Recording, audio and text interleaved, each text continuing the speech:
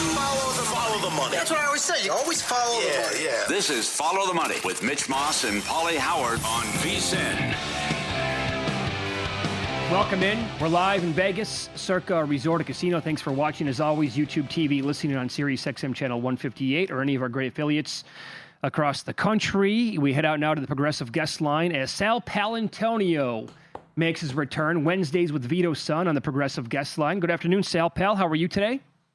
Oh, it's so great to be back on Follow the Money with Mitch and Paulie. How are you guys doing? I missed you guys. Back at you. Same here. There was a void on the program last Wednesday when you couldn't make it. Hope all is well. Let's begin with the team and the city that you live in and have been around forever, the Philadelphia Eagles. They're 4-0. They've defeated some pretty damn good teams along the way.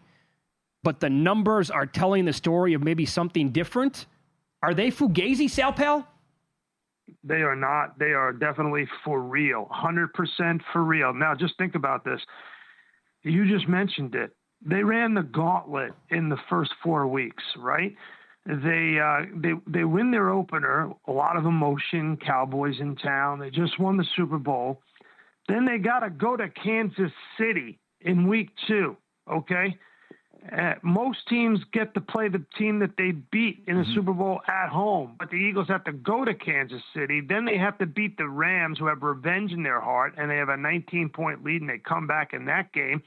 Then they go down to Tampa, where they have had problem after problem after problem with the boogeyman, Todd Bowles, who's got Jalen Hurts' number, and they beat the Tampa Bay Bucks on the road in 105-degree heat on the field. You know, I just can't. And here's what's the thing: they're 4-0, and yet, gentlemen, Saquon Barkley is stuck in neutral, and A.J. Brown can't catch anything. Couldn't catch a cold right now. So once they get the passing game going again with A.J. Brown, and they get Saquon Barkley going, 4-0 is going to be in the rearview mirror. We're going to be looking at 8-0, 10-0. Oh, wow. Wow. Now that is strong. You're not going to block these kicks every week either, Sal. Also, are you concerned about the A.J. Brown tweets or much ado about nothing? Well, you know, I was on Get Up on Tuesday morning with Mike Greenberg, and he said, you know, A.J. Brown was doing cryptic biblical tweets in his spare time. And you know, first of all, there's nothing cryptic about the Bible. The Bible's pretty much right there. You can read it. It's good stuff. Read it once in a while. It's okay. It's okay to tweet the Bible. Okay. What we want from God-fearing Americans is to tweet the Bible once in a while. That'd be a really good thing. But I think, you know, today he said, this is my home, A.J. Brown. He said, I want to do whatever I can. I know A.J. Brown really well. I was the one that interviewed him after the Inner Excellence fiasco last year. I interviewed the author and the connection he's made with the author. This is a delightful, introspective, tough, talented football player.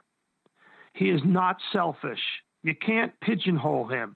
You can't put him into the normal cliche of a wide receiver just dying to get the football and get his numbers up and get his salary up. He's not a selfish person. He's not a selfish teammate. He's not a selfish player. This guy wants what's best for the Philadelphia Eagles. He's not going anywhere. The idea that they would trade him or entertain a trade for him is ridiculous. Now, that's fugazi. But the thing is, guys, if they get this passing game going, which you know it's going to happen, or if Saquon starts breaking some runs, which you know is going to happen, 4-0 is going to look like child's play. I think they lose to Denver. In any event, I want to ask this because this is also in the news, and I want because I respect your opinion when it comes to the NFL. Fangio's meeting with the media. He's not even asked the question. Unsolicited, he brings it up. It's like, guys, I've been doing this since 1986. Did you notice we gave up a 65 and a 58-yard field goal? I'm not happy about that. He said, quote, the kid from Dallas will hit one from 70. What do you make of what he said that these kicks need an asterisk? It's like Bonds, McGuire, and Sosa, he said, that teams get the kicking balls before the season rather than the day of the game. right? They get 60 kicking balls now before the season, which means they can get their hands on them and rub them up like they like.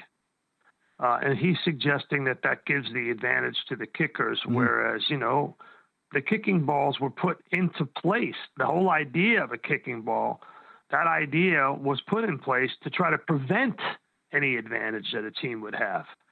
So now he's looking at it, and a lot of people around the league are looking at it and reacting to what Vic Fangio said and thinking, okay, what do we do about this? So I don't know what the league's going to do about it, if anything, this year.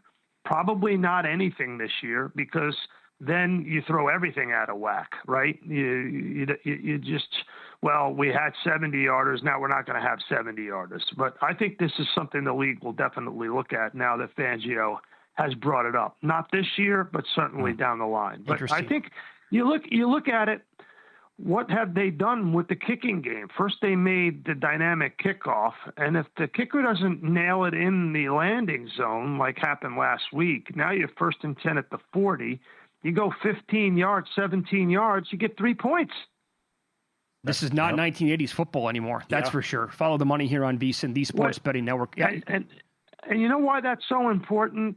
And we have talked about it. I have talked about it on your program until I'm blue in the face, and I hope people are paying attention. We are in a one-score league, gentlemen. The highest number of games are resulting in 1 score or less, 8 points or less, in NFL history 3 years running. So be very, very careful when you lay big points in football games. And especially now when you consider that these kickers have their hands on the footballs all year long, and they can make these long kicks. And that's why you're seeing a lot of walk-off long field goals in the NFL. And also why you're seeing a lot of blocked field goals and a lot of blocked punts. Because these coaches are really smart. They see how kickers are kicking the ball. What's the trajectory off their foot? Are they low kickers? Because if you're kicking a ball in a field goal a long distance, your trajectory is going to be longer. It's going to be lower to the ground. Mm-hmm. Yes. So easier to block. So this is a really important development for those people who are putting their money on the game. And I don't know where in the world you thought the Broncos are going to beat the Eagles. Are you saying they're going to cover the spread, or do you think they're going into Philly and beating the Eagles? Outright, Vito's son, outright. Wow. Are you calling for an Eagles cover here, live on the show? The Eagles will win, and they will cover. Oh, okay. All right. Strong. Sal Palantonio, our guest here. Follow the money, VSiN, the Sports Betting Network. You're right. I mean, these big numbers. Look at the Bills and Saints last week. Saints are in that game, then they have the chance with the ball in the fourth quarter to take the lead. They cut it to 21-19. They eventually did cover. It's also, Sal Pal, as you know, a week-to-week league. And, I mean, all you have to do is go back 2 weeks and see that result from the Carolina-Atlanta game, whereas a 6-point dog, Carolina, shut out Atlanta 30-0. And then what happened the following week? They got absolutely boat raced and gave up 42 straight to New England, and Atlanta bounced back and looked great against Washington. Because it's a game of matchups. That's why I'm on your program. I'm the host of the matchup show for 23 years. I understand how matchups are so important, but I also understand that in this league right now, because of the way the game is being played, it's very difficult to cover a big number. Very, very difficult to do that. You saw it on the game on, I guess it was Monday night, Bills-Dolphins. Bills did not cover the big number against the Dolphins in that game. True. In Buffalo.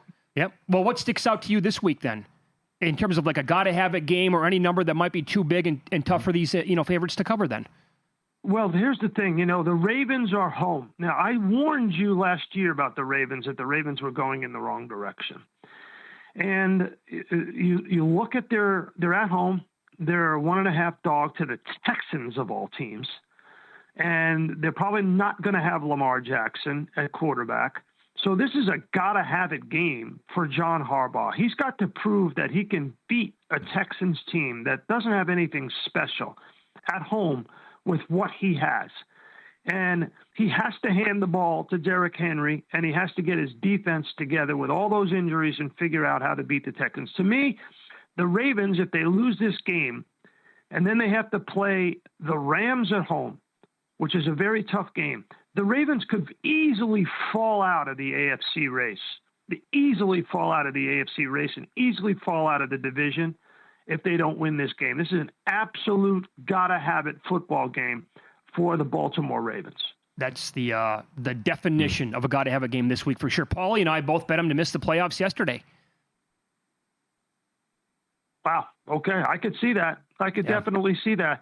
You know, you look at the AFC right now, to me, is the AFC Championship game going to be in Buffalo or is it going to be in Kansas City? And the dark horse to me are the Steelers. Oh, The Steelers going up against Brian Flores' defense in London, they looked good. They really did look good offensively. So I think the dark horse team in the championship right now, if they stay healthy at that quarterback position, he's old, they're the dark horse team. The NFC is totally wide open. Totally wide open. You surprised me there, my friend. Yeah, and it's really good at the top. So great catching up again this week. Hope all is well, my friend. Thanks for the time. Have a good week, okay? Watch Seattle. Seattle's good. Very good on defense. They're home, and they'll cover against the Bucs this week. Watch Seattle. Beautiful. Good there job. you go. That's what we need. Those kind of nuggets, that kind of analysis, only from Sal Palantonio. Every Wednesday right here with Vito Sun on the Progressive Guest Line.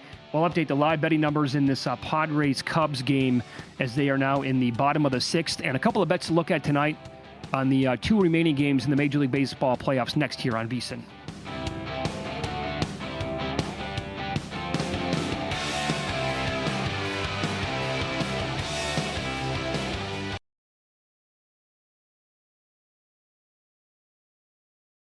This is Follow the Money on VSiN. Love this hour on Wednesday. Sal Pell to kick it off. And now, bottom of the hour here, we move into Wednesdays with the Maestro. Mike Palm is the VP of Circa Las Vegas, the Golden Gate, and also the D. Good to see you again. Mike, how are you today? Hello, Mitch. Hello, Paul. Wonderful. I can't wait for You Cannot Be Serious. I know what you're going to empty the chamber with coming up in 15 minutes, but I can't wait to get your angle on this in the WNBA. Yeah. And that comical sport that we have to watch. Well, we've been talking about it for 15 months, Mitch. Yep. And now he spills the tea, and now every CNN's covering it. Stephen A's an expert. Mad Dog's got his take. But anyhow. Okay, so before the break, we always talk about, God, you got to hit 70% to win like Circa Millions, or you have to be 18-2 to win the quarterly. Well, how about this now? How bad do you have to be to win the booby prize? The winner was 2-18? Yeah, strong. Yeah. That's pretty strong. Yeah. I think there were some VSiN people that were in contention, maybe not intentionally, but 4 people went 17-3. I was after 2 weeks. I was 2-8. Yeah, but you had no room for error. You had to have 2 perfect weeks. Right. You got to start out with an 0-5. You must. 4 people were 17-3, and they split the top prize, and then a bunch of people shared 5th.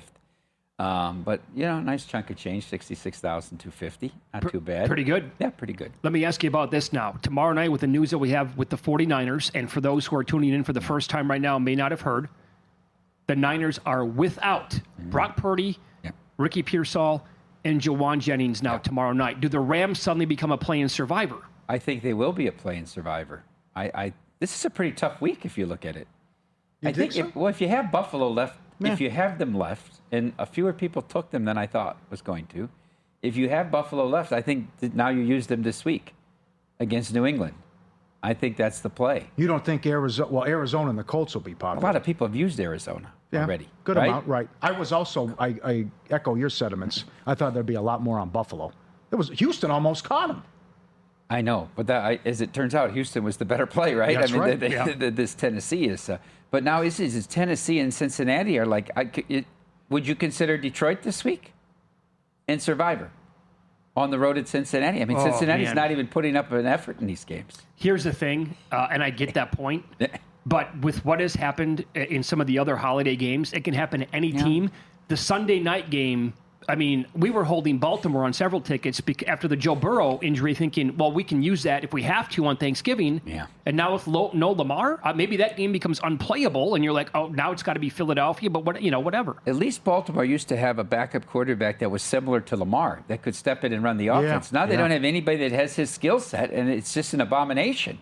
The line to move this much in favor of Houston here is incredible.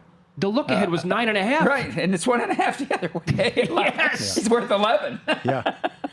Then there's a report that he's out 2 to 3, and there's another not ruling him out yet. I know, right? Yeah. There could be shenanigans here as well.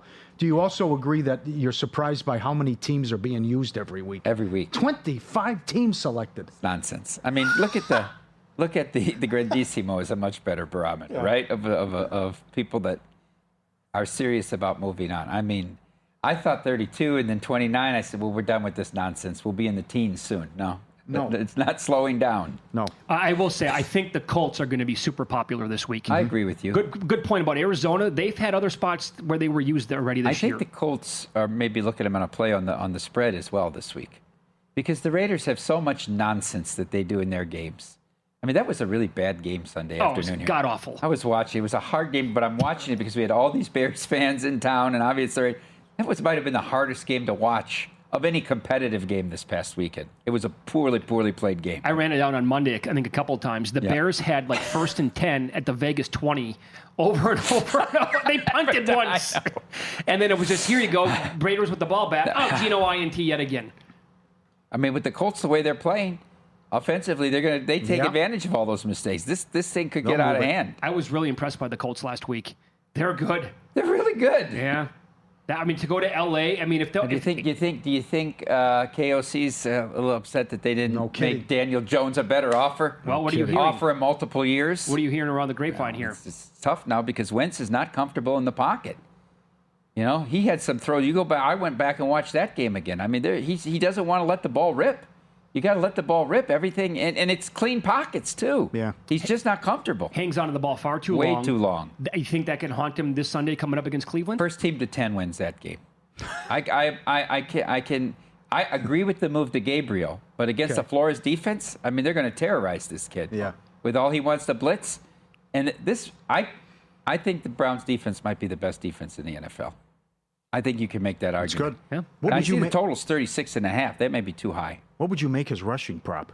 Because I would love that. They can't go that high. I doubt it'll be as high as Jackson Dart, but because he was in the mid-30s, but he flew by that right away in that game. 20s? Yeah. Kyler Murray's in the 20s. I think Gabriel will be like 24.5. That's my guess. Yeah.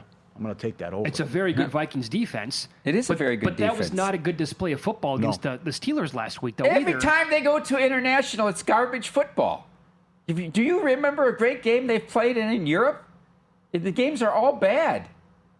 It distorts it. All this travel distorts it. Now, the argument is, I think it's a great scheduling spot for the Vikings that they don't have to make the travel. And then how bad is it for the Browns come back and play next week against the Steelers off the bye? Yeah. That's the biggest circle spot of the whole year. That's a WNBA type spot. Well said. I actually was going over like all the weeks of Survivor until right before Thanksgiving today, right? Yeah. Steelers, sneaky good Survivor play next week in that spot. Well, I think you have the greatest scheduling advantage of all. Plus, you don't know in that division when these quarterbacks are coming back. You do know who you're getting next week with. And maybe they go back to Flacco if Gabriel really struggles. But, sneaky is right. Was there anything this week, in your opinion, to get down on, either fading Baltimore? Again, now it's kind of unknown with Lamar, but or maybe being pro Pittsburgh. I have several plays that I made on Sunday already. I like the Giants. You do? I do. Okay. I do. I'm not buying the Saints off of one performance where they were competitive for 3 quarters. That was more about Buffalo being just awful and McDermott being awful again.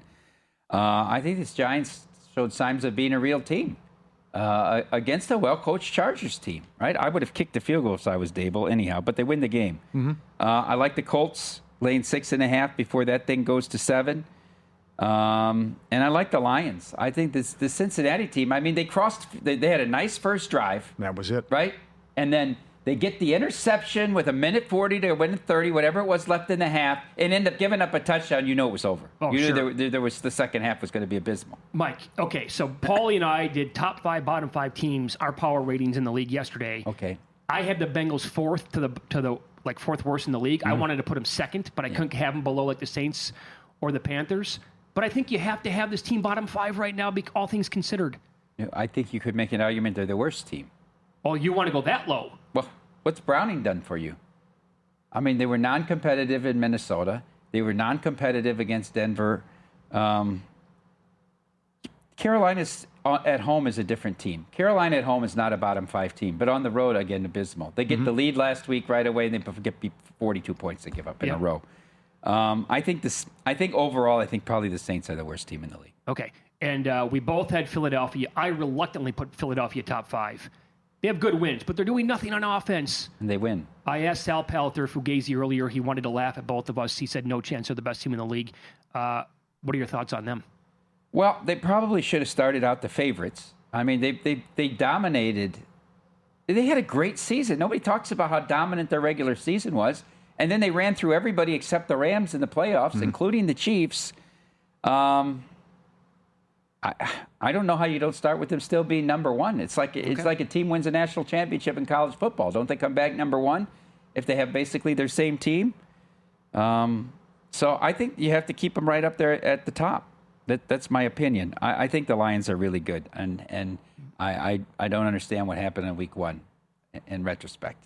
We all got fooled by week 1, I think. I think maybe a little bit, right? No, I still think Green Bay's nasty. It was just Are they? weird. Yeah, absolutely. Well, look They at should have beat Dallas by 30. They're going to go up 14-0. LaFleur screwed up like 7 different spots in that game, including should have lost it at the end. They're going to kick the extra point to go up 14-0. And they were laying Dallas 17 had punt so far at that point. Yeah, and they could not cash first half money line for those who had it. He must have vomited at that game. Yep. And what he decided to do, get aggressive, and then the fumble. Our exclusive betting splits cut through the noise, pulling real-time data straight from Circa and DK. Track the percentage of bets and handle on every game across every major sport, so you can make sharper, more informed bets. Start your edge today, just $9.99. VSiN.com/subscribe. How about Cease only going 4 and 2/3? No, 4 and a third. 3 and 2/3. 3 and 2/3. Thank you. 3 and 2/3. But did he get hurt there by the dugout? I don't know. They've had some really short leashes in these game 2, right? They let the guys in game 1 go a long way. How about the interview with Taylor McGregor at going to the bottom of the 4th, and Hinch says we're gonna let Mize roll. He walks the batter, they pulled him 61 pitches. One of the great sideline interviews of all time. More with Mike Palm coming up next. You know he's going to have a lot on Fee spilling the tea. You cannot be serious is next.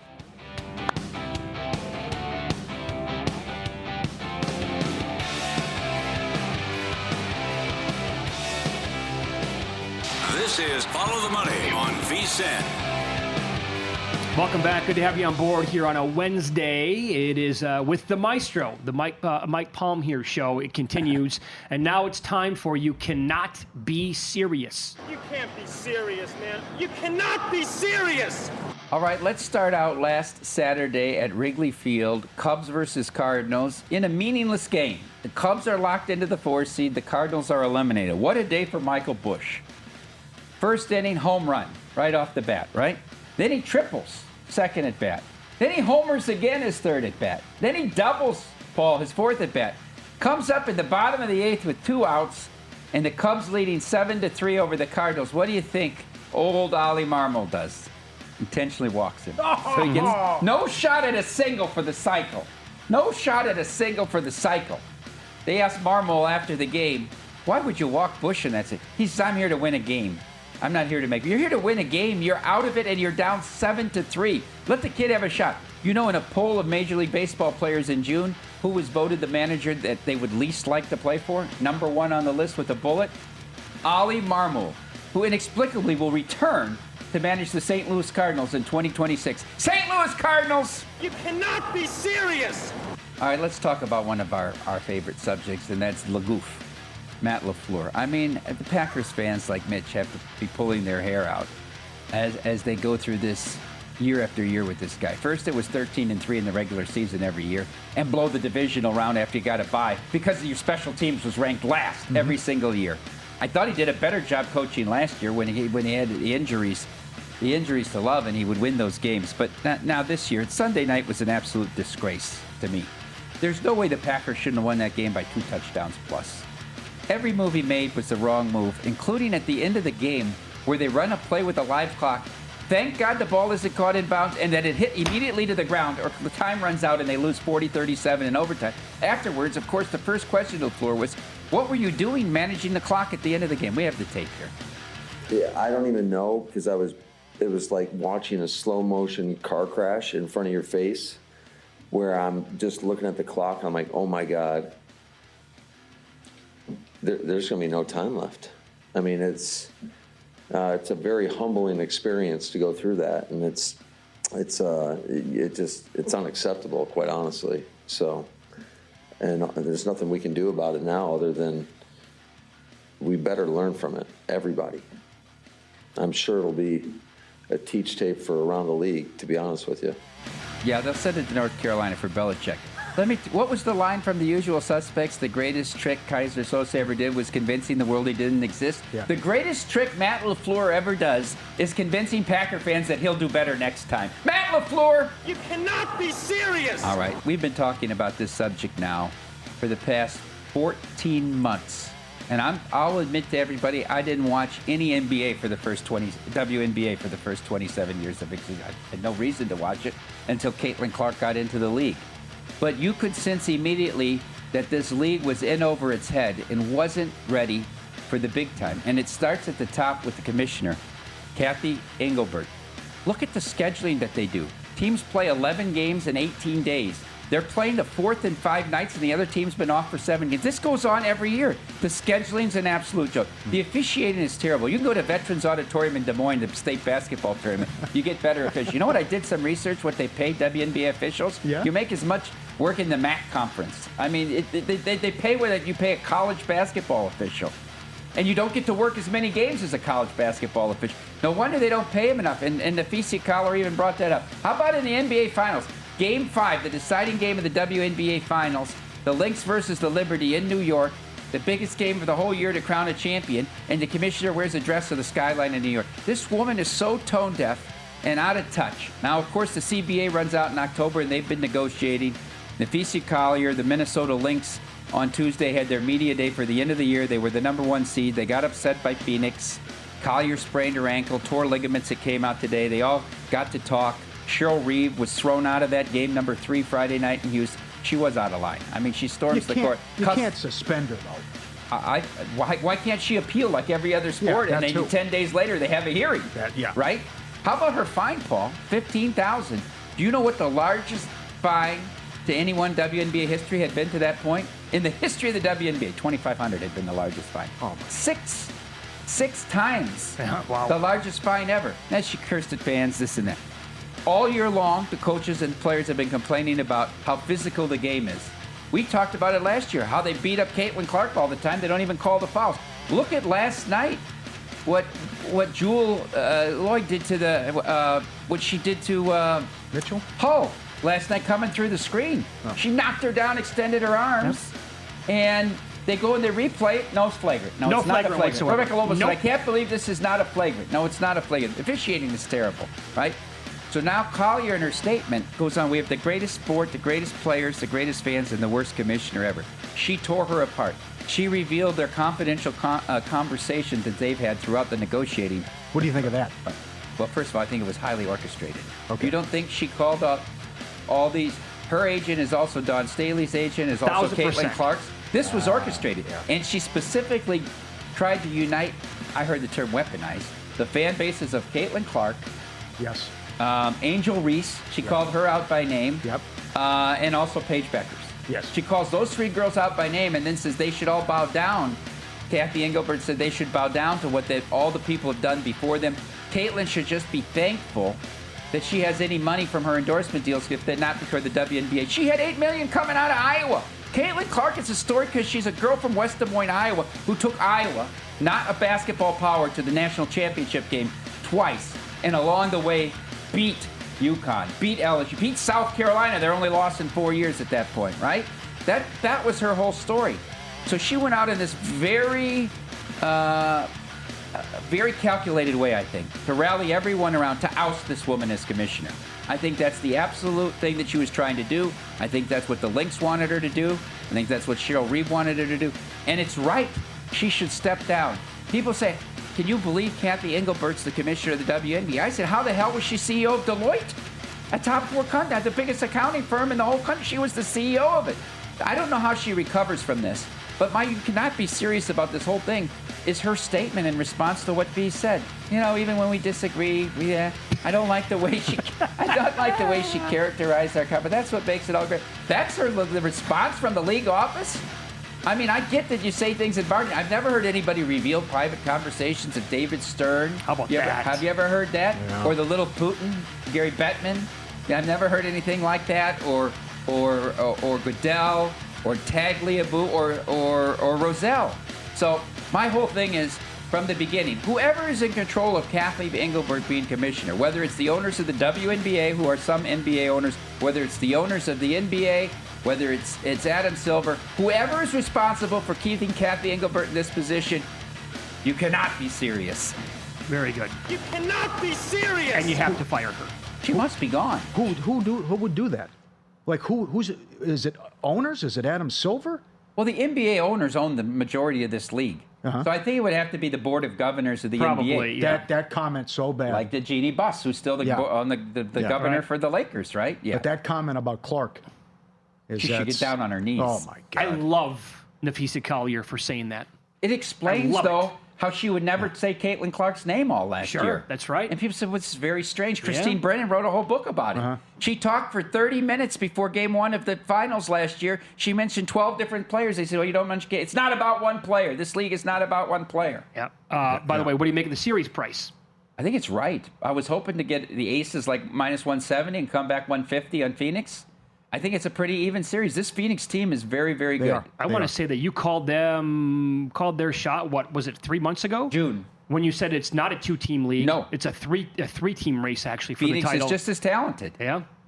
What's been the biggest problem in a storyline the whole season? Right, officiating. Every night. So when she brings that up to her and she says only losers complain Only about the losers cry about the officials. She tore ligaments. It Yeah. wasn't called. Yeah. With the stuff that's going on every night. Well, and anybody that supported Cheryl Reeve and said Cheryl Reeve's right got fined. That's another thing. Hammond got fined. Everyone White gets got fined. everybody There that you said go. anything she did said the right thing There it got is. fined. She was for it. exactly right. Yeah. Every time you say something about, fine, right?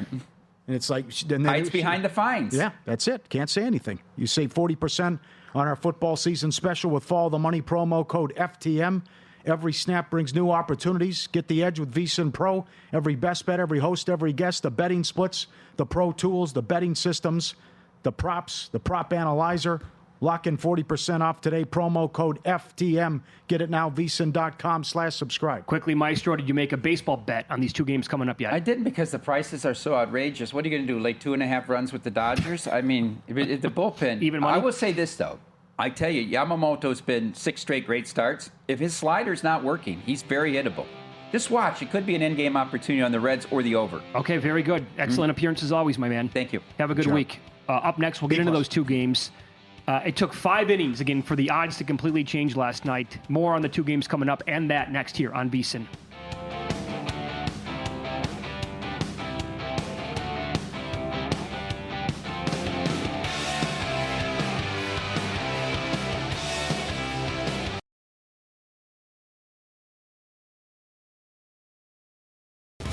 This is Follow the Money on VSiN. We'll get some best bets in the NFL and college football coming up from Matt Humans. He's going to join the program here momentarily. We go to the bottom of the second. Rodon strong so far. 2-0 Pinstripers as they come to the plate here in the home half of the second inning. Humans now progressive guest line. All right, let's get into some football games here coming up in a minute, but we discussed a horrific beat last night in the WNBA. You have one to share. What is it? Yeah, every night you watch a WNBA game, it's a bad beat. I will say last night that the shot making in that Fever Aces game was pretty impressive. Yeah. That was one of the I watched the end of it, one of the better WNBA games I've seen. I haven't watched many, but that's a tough beat if you had the Fever plus 8.5. Chris Hartman from St. Louis told me about 2 bad beats he had. I want you guys to grade which one is worse. So he bet the Yankees' longest win streak of the season under 7.5. And the Yankees finished the season with an 8-game win streak. Yep. All right. So that's a tough beat. And the other is he went to McDonald's for breakfast yesterday and they had no hash browns. Which is worse? Out of hash browns. I got to say the Yankees is worse. For the final 8 games, and that's the one thing that can happen. Yeah. How about Chris Felica under 93.5 wins? They won 11-1. That's another one. What was there an explanation with the hash browns? I see. I've been to McDonald's for breakfast, a few hundred times. Right. Never have they said we're out of hash browns. No, he said no explanation. They just ran out. That should never happen. No, right? no. That's a fast food bad beat. Well, it's like the thousands of their locations where the ice cream machine is always broken. That's right. Don't tell me there's going to be a hash brown machine problem now. Don't say that. What are your thoughts, by the way, early here in the playoffs anyway? You're a big Yankees guy. I'm sure that you really loved what Boone did last night, but they're off to a good start today, leading the Sox 2-0. Well, I bet the Red Sox last night behind Garrett Crochet at plus 120. In his last 3 starts against the Yankees, he's got 34 strikeouts and 2 walks. Pretty impressive. And a great move by Alex Cora to leave him in for 117 pitches. Bubble Boy blew it again. He pulls Max Fried too early, and the Yankees, with their season on the line, you just can't do that. You got to go with your best pitcher. I did not bet today's game because I've also got a Red Sox series bet at plus 165. And if you're going to bet the Yankees, if you liked them today, you had to bet first 5. That bullpen, what bullpen is a bigger bust right now? Is it the Dodgers or the Yankees, right? So if you're playing those teams, you basically got to play them first 5. Yeah, absolutely. We had Sal Pell on earlier. He says, no, the Eagles are not Fugazi. Best team in the league. I said Denver beats them. He was stunned. Why do you like the Broncos? That's one of the first bets I made this week. I actually took 4.5 with the Broncos. Look, the Eagles had 200 total yards at Tampa Bay. They were outgained by 176 yards. After the half, Philadelphia had 11 yards, 0 for 8 passing.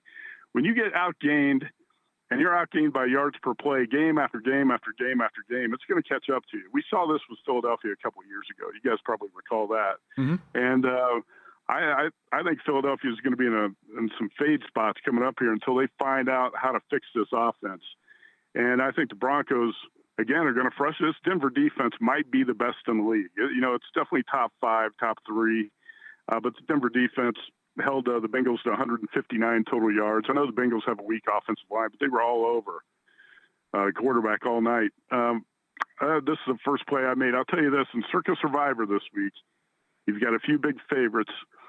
I'll throw the Philadelphia Eagles in that category because they opened the week at 4.5-point favorites. But let's say Bills, Eagles, and I'm going to say Colts.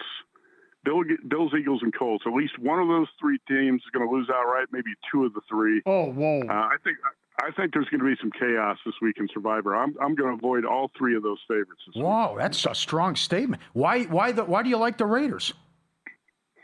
Raiders have played 3 poor games in a row, and I think they've got to be highly motivated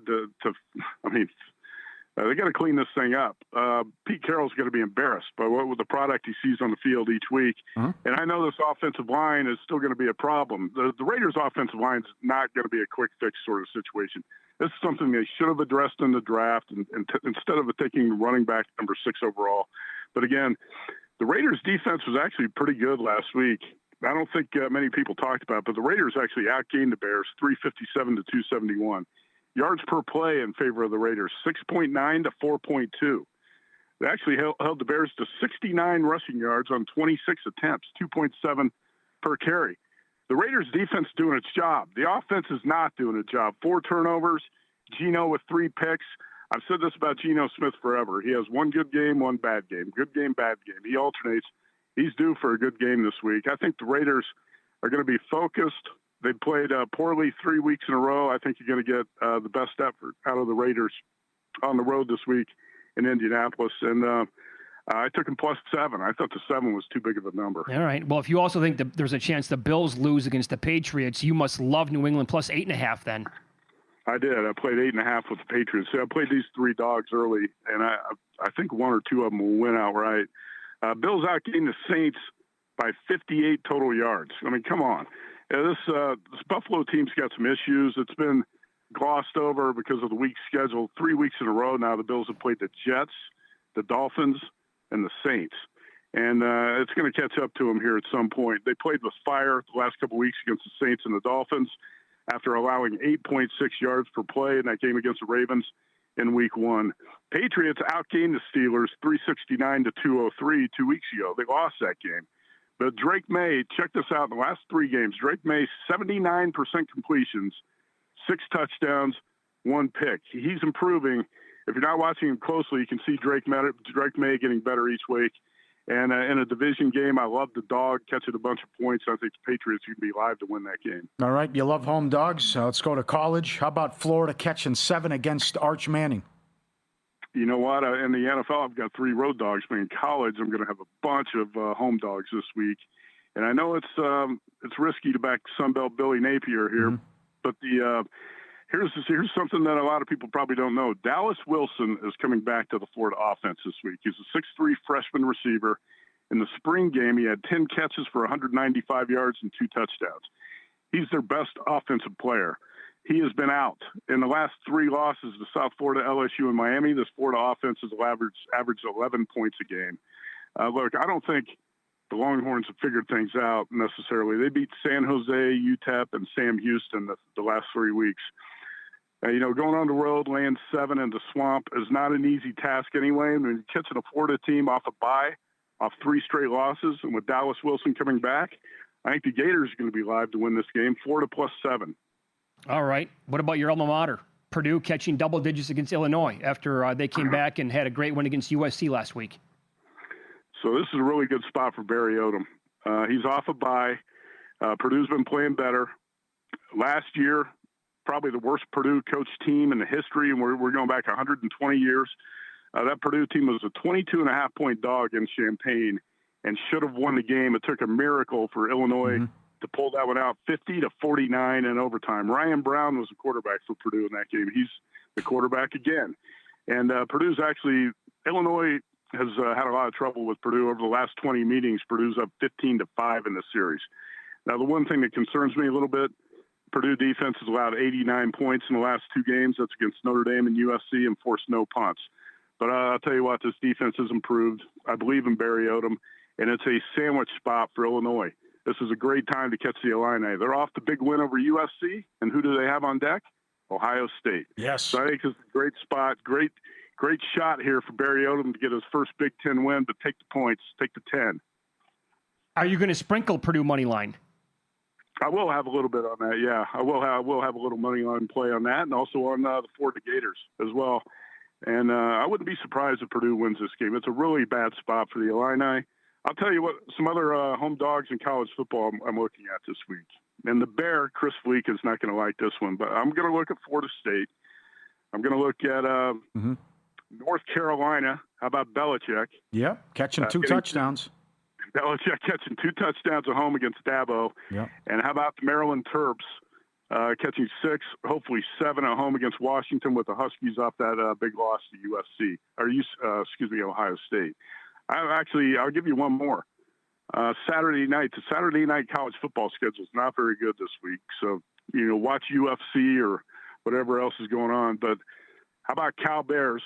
I'm going to play the Cal Bears +3 at home against Duke. And I think, again, Cal's going to be a live home dog Saturday night in Berkeley. Very good. Hope the dogs are barking for you this week, Matt. Thanks for the time. I do too. Thank you. Well done. Matt Youmans on the Progressive Guest Line, and suddenly you blink and Red Sox have the bases loaded. Nobody out? Oh, man. How does he not handle that at first base? Is that Jazz Chisholm going over there to cover? Yeah.